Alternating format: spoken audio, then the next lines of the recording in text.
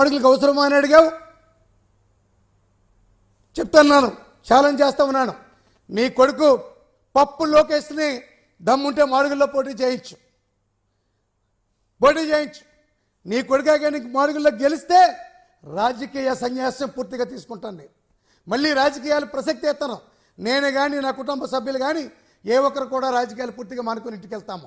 అదే నీ కొడుకు కానీ ఓడిపోతే నువ్వు నీ కొడుకు కూడా నువ్వేదో భ్రమలో ఉన్నావు. రాష్ట్రంలో తెలుగుదేశం పార్టీకి సీట్లు వస్తాయి, మా ప్రభుత్వం వస్తుందని చెప్పి నువ్వేదో కలగంటున్నావు. అసలు నువ్వు కుప్పంలో గెలిచే పరిస్థితి ఉందా? మొన్న జరిగినటువంటి సమావేశానికి నేను కూడా కుప్పం వెళ్ళాను. కుప్పంలో ప్రజలు ఏం మాట్లాడుకుంటున్నారో స్వయంగా మేము ఉన్నాం.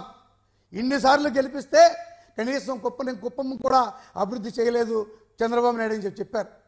ఆఖరికి కుప్పంలో రెవెన్యూ డివిజన్ కూడా ఇచ్చింది జగన్మోహన్ రెడ్డి గారు. ఆ ప్రాంతానికి నీళ్ళు ఇస్తున్నటువంటిది జగన్మోహన్ రెడ్డి గారు.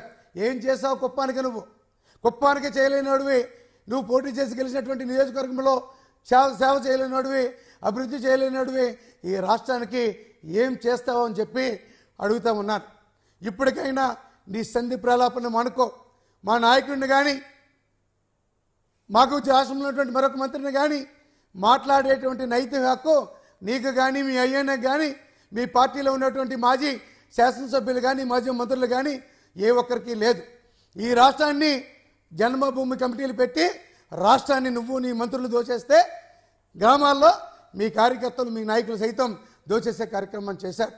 ఈరోజు ఈ రాష్ట్రంలో అమలు కాబడుతున్నటువంటి అనేక సంక్షేమ కార్యక్రమాలు సాచ్యురేషన్ మోడ్లో నీకులాగా మోసం చేయాల, నీకులాగా అన్యాయం చేయాల, నీకులాగా దోపిడీ